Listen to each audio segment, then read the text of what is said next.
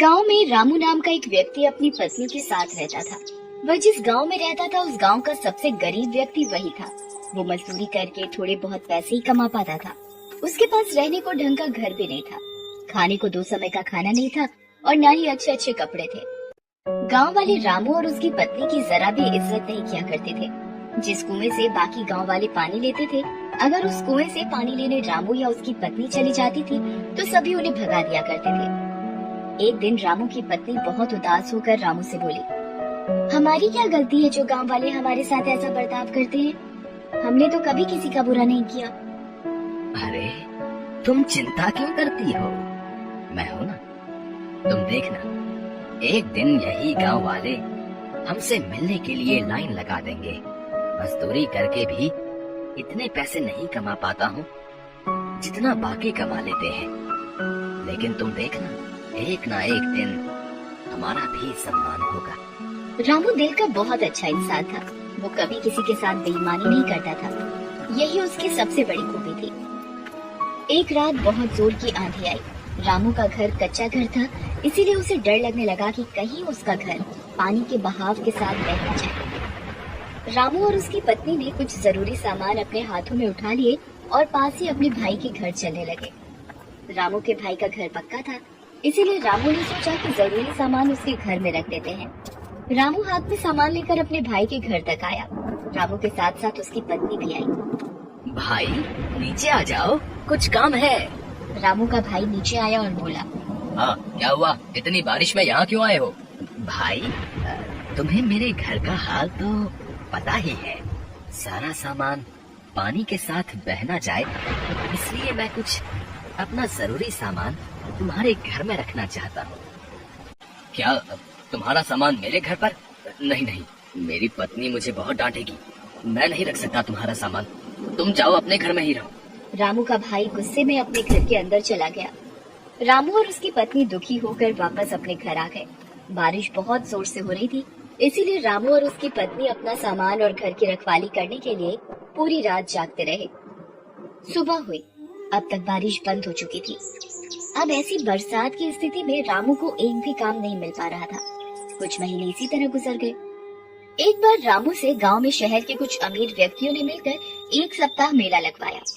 सभी अमीर व्यापारी अपनी अपनी मोटर गाड़ियों में गांव का मेला देखने आए। एक व्यापारी अपनी गाड़ी से गांव तक आ गया। अचानक जोर जोर से बारिश होने लगी। उस व्यापारी की गाड़ी कीचड़ में फंस गई। उसने बहुत कोशिश की, लेकिन उसकी गाड़ी कीचड़ से नहीं निकल पा रही थी। बारिश बहुत तेज हो रही थी। गांव के कुछ लोग वहां से गुजर रहे थे तो व्यापारी ने उनसे मदद मांगी। इतनी बारिश में हम क्या मदद करेंगे? ऐसा कहकर वे लोग वहां से चले गए। लगातार बारिश हो ही रही थी।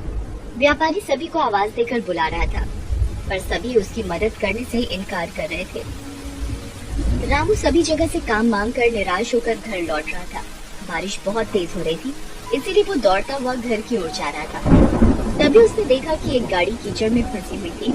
उसे मुसीबत में देखकर रामू गाड़ी के पास आया और वो कीचड़ से गाड़ी निकालने में मदद करने लगा। गाड़ी के पहिए कीचड़ में अंदर तक धंस चुके थे। साहब, इसके पहिए कीचड़ में अंदर तक धंस गए हैं। मैं पास से सारी कीचड़ हटाता हूँ, आप गाड़ी निकालने की कोशिश करें। थोड़ी मशक्कत करने के बाद गाड़ी के पहिए कीचड़ से निकल गए। गाड़ी थोड़ी आगे तक गई। रामू से देख रहा था, तभी अचानक से गाड़ी रुक जाती है और उसमें से एक व्यक्ति निकलता है और वो रामू के पास जाता है। हेलो, तुम कौन हो? मेरा नाम दीनानाथ है, मैं शहर में व्यापार करता हूँ। रामू उस व्यापारी को देखकर थोड़ा घबरा गया। जी, मेरा नाम रामू है, मैं कई सालों से इसी गांव में रह रहा हूँ। अच्छा, वैसे तुम बहुत अच्छे इंसान हो। पिछले आधे घंटे से मैं यहीं फंसा हुआ था, किसी ने मेरी मदद नहीं की, सिर्फ तुमने मेरी मदद की, तब जाकर मेरी गाड़ी इस कीचड़ से निकल पाई है। मैं यहाँ मेला देखने आया था। जी, कोई बात नहीं, दूसरों की मदद करना तो हमारा फर्ज है। अब बारिश रुक चुकी थी। रामू वहाँ से जाने लगा। रुको रामू, मुझे अपने घर नहीं ले जाओगे क्या? नहीं साहब, मुझ जैसे गरीब के घर जाकर आप क्या करोगे? मेरे घर में चारों ओर पानी ही पानी भरा है। आप मेला देखने जाइए, मैं घर जाता हूँ। अब तो मैं एक बार तुम्हारे घर चलकर ही रहूंगा। जी, अब आप इतना कह रहे हैं तो चलिए। रामू दीनानाथ को अपने घर लेकर आ जाता है। रामू की पत्नी पानी से बचकर एक और चारपाई पर बैठी थी। देखो साहब आए हैं हमारे घर, जाओ कुछ खाने को लेकर आओ। दीनानाथ रामू का घर देखकर बहुत उदास हो गया। तुम क्या काम करते हो? साहब क्या बताऊं, मैं तो कब से काम की तलाश में हूँ, कोई काम ही नहीं देता। बस इधर उधर से घूमकर कुछ मजदूरी का काम कर लेता हूँ। बारिश की वजह से अब वो भी बंद है। तब तक रामू की पत्नी एक प्लेट में एक गुड़ का ढेला लेकर आई और बोली, साहब हमारे घर में अभी यही बचा है, कृपया इसे ही खा ले। हाँ हाँ क्यों नहीं। रामू तुम्हें कोई काम नहीं मिल रहा है, अगर तुम चाहो तो मैं तुम्हें काम दे सकता हूँ। साहब क्या सच में आप मुझे काम देंगे? शहर में मेरे पास बहुत से काम होते हैं, सोच रहा था कि किसी ऐसे व्यक्ति को अपने साथ रख लूं जो मेहनती और ईमानदार हो।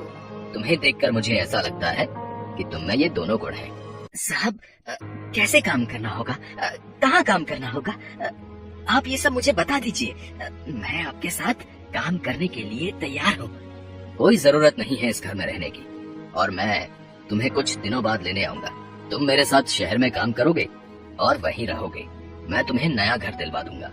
यह सुनकर रामू और उसकी पत्नी दोनों बहुत खुश हुए। रामू ने पूरे गांव में घूम घूम कर इस खुशी को गांव वालों को बताया, पर गांव वालों को उसकी बात पर विश्वास नहीं हो रहा था।